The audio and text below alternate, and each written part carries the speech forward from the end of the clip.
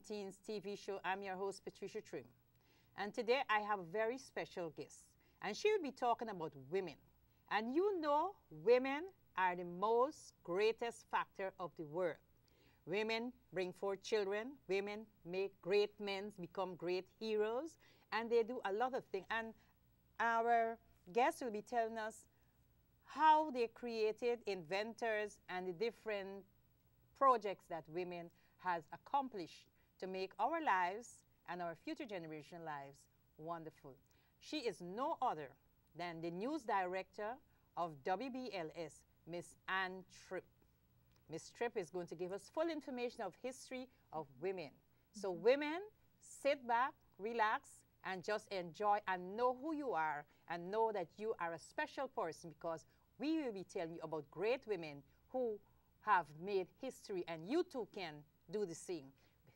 Miss Tripp, welcome to Tots and Teens TV show. I know that this talk about women and the inventors, women inventors, will be very educational for our viewers. And some of them might even take some ideas that they too can make something out of it. So let's Absolutely. I mean, women, let's say that women invent anyway every day in their lives, correct? I mean, a woman can live, my mother always told me that a good woman can live on $5 a day or $500 a day. It depends. Make it do. And make it do. Okay, so that's invention right there. But what I like to impart to people and what I like to make sure that they know during Women's History Month, especially in this city, is that African American women have done so very much. And although it's not taught in the schools and you don't see it in the movies all the time and all that kind of stuff, that we need to know how great we have been, how great we still are, and as you said, how great the young generation can be. Because whenever I hear somebody, a young person, say, you know, I want to start doing this and I want to be different. I want to have a business. I want to do this. Well, that's nice, but don't act as though that you just invented the wheel, because black people in this country have had businesses and done things for a very, very, very long time, since the 1800s, since the 1700s, as a matter of fact. So we have always been inventive people. We didn't just get up and do something when the civil rights law was passed. We have done a lot of stuff, and we have done a lot of stuff in this country with our oppressor's foot on our neck. We've still accomplished great things. So that's why I'm here, and I'm so happy that you asked me to be here for Women's History Month. As you see there, I bought a chart. It's kind of like a poster. And you can get this, people have it in a lot of different stores, and especially around Black History Month, you see it. And this is just for women, African-American women inventors. And, you know, if you have a daughter or even a son, anyone, if you see one, you should pick one of these up, I think. Because these are not only the names of the women, but these are the patents. And you see this is the date, like November 14th, 1885. 1987, various dates, 1888, so 1898. So we were doing so many things, and the fact that we were so inventive also had to do with the fact that we were doing all the work. If you're doing all the work, if you're the slave or you're the enslaved African, and you're doing all the work, then you are going to try to make things easier for yourself. Your master, or the person who is enslaving you, doesn't necessarily care whether you make it, whether it's easy or not. He's not going to spend, you know, the midnight oil thinking and thinking and thinking about how to make things easier for you. He's going to make things easier for himself. So that is another reason why, you know, Black Americans have invented so very, very many things, because people say, well, why do you invent this and that? No, most of the generic inventions of most of the things that we have today, and not just the doorknob and stuff like that, but the golf tee, so many things. Most of the generic inventions, not the improvements, the gas mask, the generic inventions in this country were invented by blacks, because we were doing the work. And there were so many things that we've done, I had to bring the paper because I can't just reel them off, and I want to make sure I get everything clear.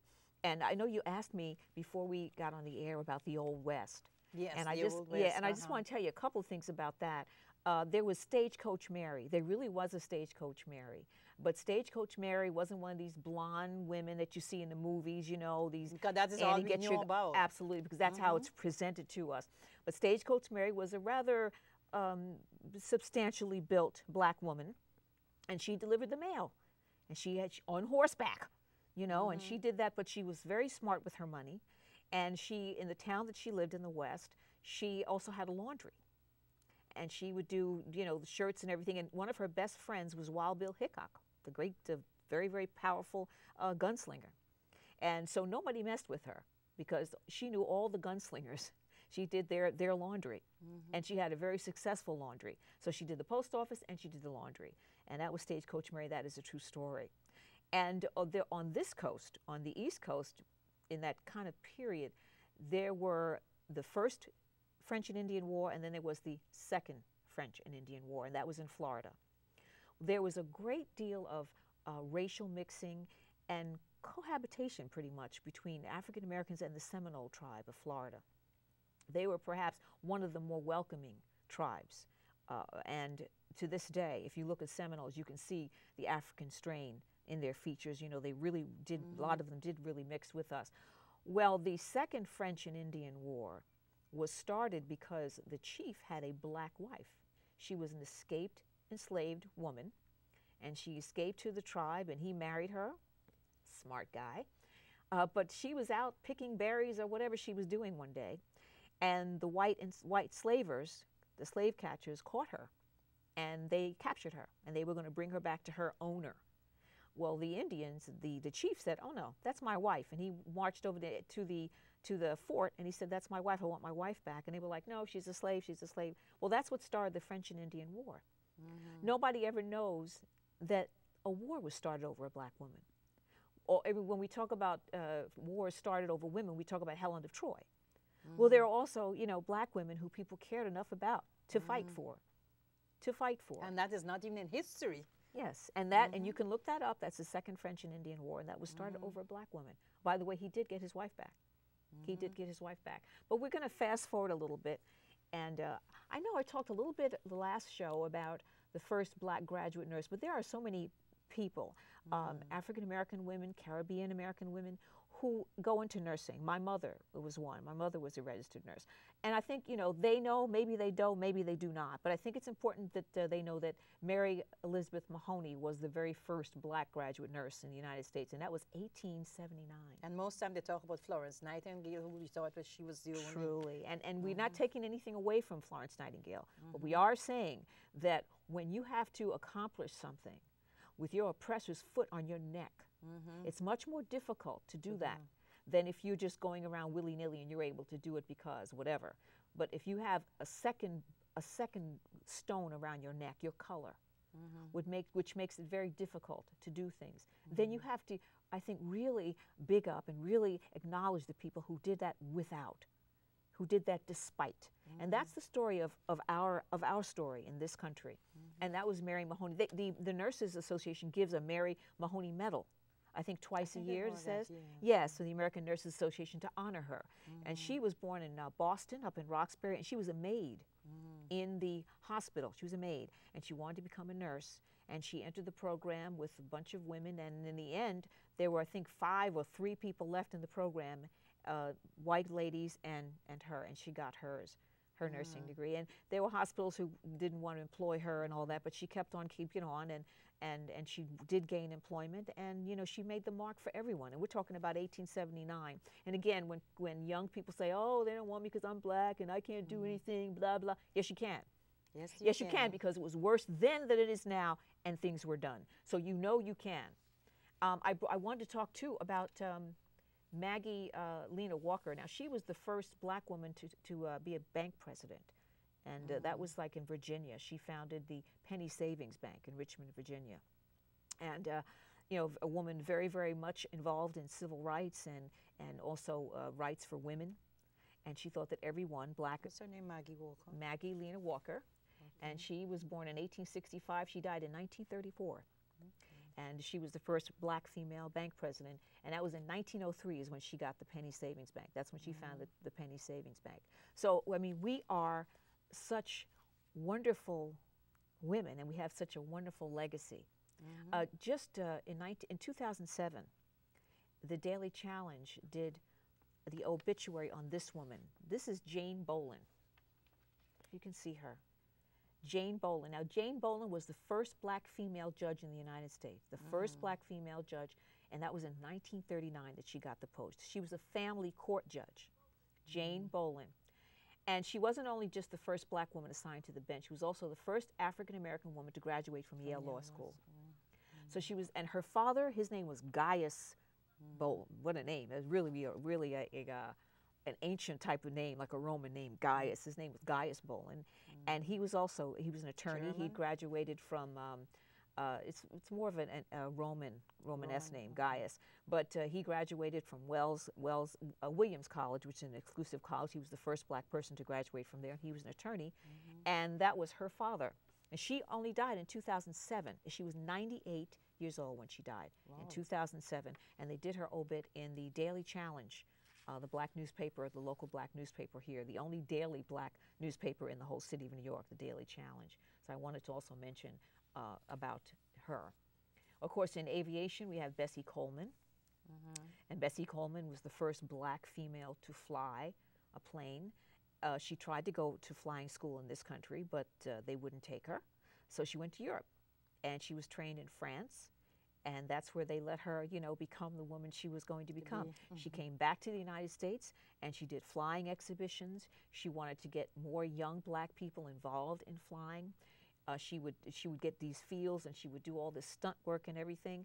And she really, really wanted black people, black women in particular, but young black boys as well, to get interested in flying and to see that a black person could fly. And this was before the Tuskegee Airmen, because she died in 1926. So we're talking about a long time ago, Bessie Coleman.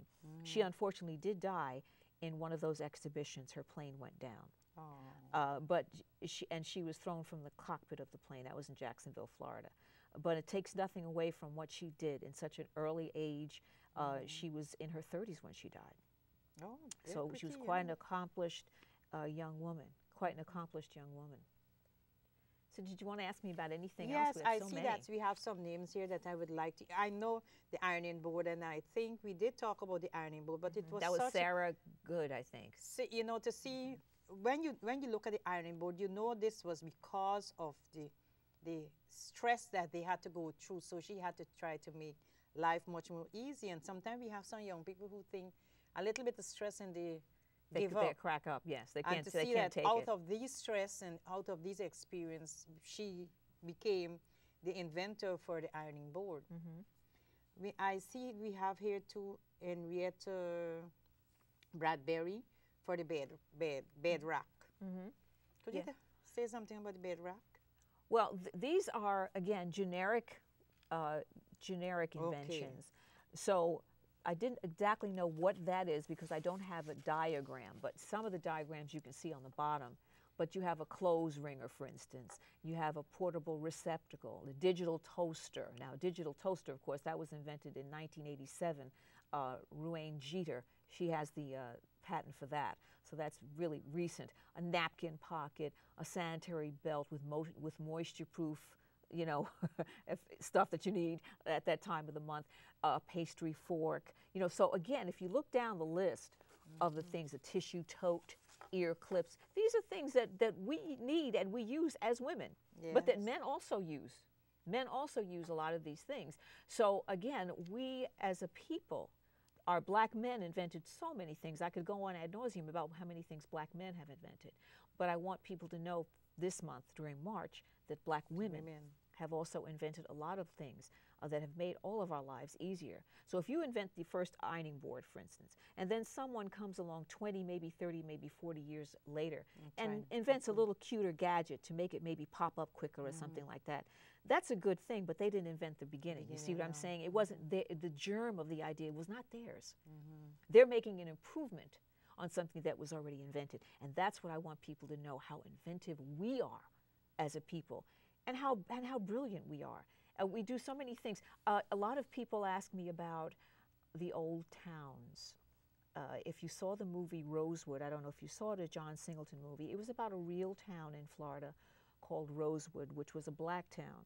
And there was a black town one way, and there was a white town another way. The blacks in the black town worked in the white town as servants, maids, whatever like that. And then they bought their own land in the white town, and that's where they lived. The whites were very jealous of the black town because not only did it look better than their town, because there was, you know, people weren't gouging each other there. They were blacks. You know, we had a closeness to each other, which unfortunately I don't see that anymore. We had a great love for each other. We weren't trying to cheat each other, you know. So the land was very nicely manicured, and the homes were very, very nice. And then they would go into the town, and the white town, where the whites were actually oppressed by the big white landowner.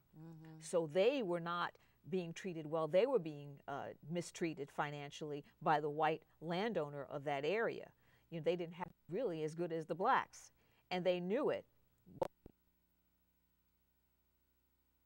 Annoyed them.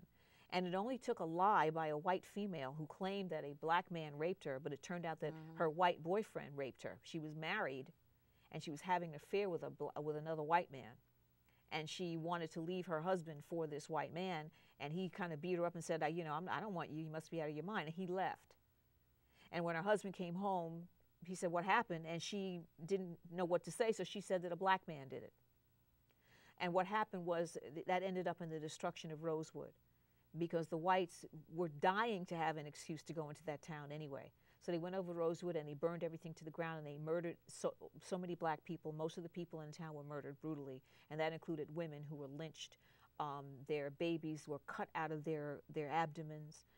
It was a horrible time.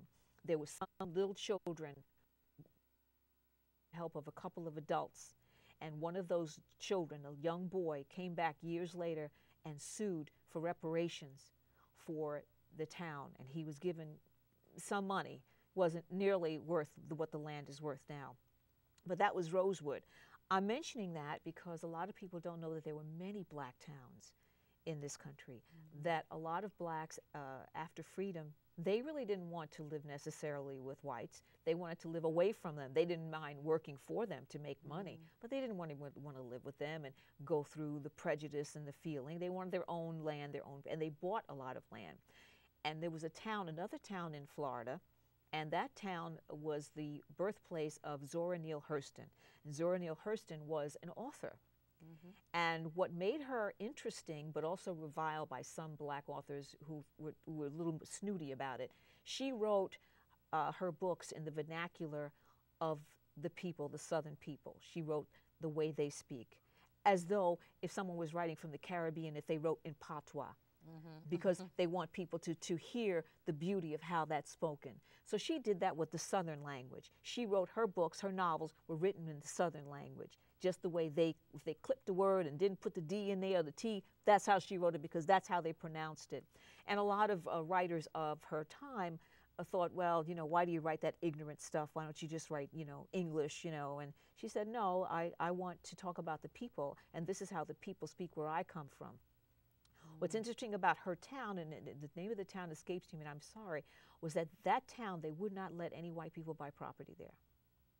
And it was, again, a very, very nice town, but it was a one-horse town. It wasn't much going on, but a lot of people had the nice homes. It was very quiet, not a lot of mess. They went out of the town to make money, but a lot of people stayed in the town. They had their own store. They had their own, you know, kind of makeshift hospital where they could get treated. They were pretty much self-sufficient. And again, the whites didn't like that. They didn't like that. And whenever they tried to come into town and buy someone's property, they wouldn't let them buy it. They said, no, we can't let you buy our property. And that stood for a very, very long time. Eventually, some of the property was bought, and the beauty of that was lost. But they wouldn't initially let anyone buy the property in that particular town. And that's where Zora Neale Hurston came from, and that's why she was so fiercely proud of the people that she came from. And she wanted their voices heard in their language, the way they spoke, even though she was an educated woman and can write English. But she purposefully wrote in the vernacular of the people that she came from. You know, so there were a lot of those black towns, and that's something also. Now, Ida B. Wells, we didn't talk about her the last time, but Ida B. Wells is one of my personal favorites because she was a journalist, and she was a fearless journalist, and she wrote about the lynching. In the 1800s, lynching was very popular among whites. They would get drunk on a Saturday night and they figured, gee, let's go hang somebody. And they would just get an innocent black person who happened, unfortunately, be on the road by themselves, walking home, and they would lynch that person. Or they would take out old scores. If a black man had a car or something, they were jealous of why does that black guy have a car? Then that would use as an excuse to go and pull him out of his car and kill him. Or if a black guy had a business, a store, and they felt that his business was taking money from the white business, very often the white business owner would incite the other whites to go and kill him, essentially, or burn his business down. And they would make it a race thing, but it was about economics. Yeah. It was because they didn't like the competition. Well, Ida B. Wells was a journalist, and she wrote about the lynching because a lot of people in the North and the East didn't know how horrible it was. If you may remember, Billie Holiday wrote a song called Strange Fruit. And Billie Holiday, there was a song about, the words went, southern trees bear strange fruit, blood on the leaves and blood on the root, black bodies swinging in the southern breeze, black bodies swinging from the poplar trees. So what she was talking about was running through the South and seeing the black men and women hanging from trees because they had been lynched nights earlier. So lynching was a very, very big problem, but a lot of people outside of those areas didn't know that they were just indiscriminately murdering black people. So Ida B. Wells wrote about it. She made sure that other newspapers, other black newspapers across the country got the word, and she was keeping track. And she went around to different white forums and spoke to people about lynching. And at one point she had to move around almost every night so that they wouldn't catch her and kill her because they were angry that she was writing about lynching. It was a horrible problem, and it was one way of murdering black people that the whites at the time thought that they had the right to do, and it wasn't a problem, and they didn't have to explain anything, and they didn't care. And if it were if it was a justice thing where they felt maybe someone had been raped or someone had been robbed, and they murdered a black person because it was, you know, black person, they would probably get. If they found out later on that it was the wrong person, they didn't care. They didn't have to face justice for it, and probably didn't even feel badly about it. The civil rights cases, a lot of the ones that were unsolved, are still being worked on today. And one that they are working on is the case of a man who had a good business in a southern town, and the whites were jealous of him, and one night they burned his building down, and he was inside. And he was burned. He severely burned, and he died about 3 days later. Oh, and you got me spellbound. To know that so much things, you know, and to know that these history that our black people has passed through for us to get freedom, or for the young people to get freedom, and yet still if freedom is not appreciated, they're not appreciate what how much you had to go through. How much they had to go because through. They're not taught. In a way, it's not their fault because it's not taught. And well, that is what I'm saying. How, you know, why is it that it's not being a literature that can go out to youth so they can know the struggle that people went through for them to be have free, what they have. To have what they have, and, you know, they're not pleased. But, you know, and it's so nice that we could have this discussion about the black history, black women. And I know that you have more and lots more of topic to talk on black women. This was very educational and informative. It had me spellbound. I was stuck. I couldn't even ask a question because hearing the history of black women, the pressure that they went through, the slavery that they had to endure, this is something need to be brought to light so that young people can know what their ancestors went through for them to be here to have freedom, and they should take pride in themselves. And go to the library and read about it. And read, go to the Schomburg and actually read about it. Take away the earphones. The earbuds for the iPod. Earbuds, the iPod. Take away those and let them read, because today they don't know how much to read. They know. I know that children could see this and they could call the word, but ask them to spell it. They don't know how to spell the words. And it's very hard. And isn't that a pity? It's because we're going backwards. Watch and read because we're going backwards. Yes, absolutely. So that was talking with Ann Tripp, from the news director from WBLS. And Ann, thank you again for being on the show. Thank you for giving us this information. We need more. We want more. This is what our young people need to be here Thank you once again for being on Tots and Teens TV show. Thank you very much, Ms. Tripp. That was Tots and Teens TV show with the news director of WBLS, Ann Tripp, and she was giving us on the topic of women history, women who we know are great entrepreneurs, great inventors. They are great supporters of the husband and great mothers. So women, this month is Women Month, and I don't think it should be only one month. Every day should be Women's Day, because every day a woman will bear a child. And because of that, every day should be Women's Day. Thank you once again for watching us and being with us on this TV, Tots and Teens TV show. I am Patricia Trim saying goodbye.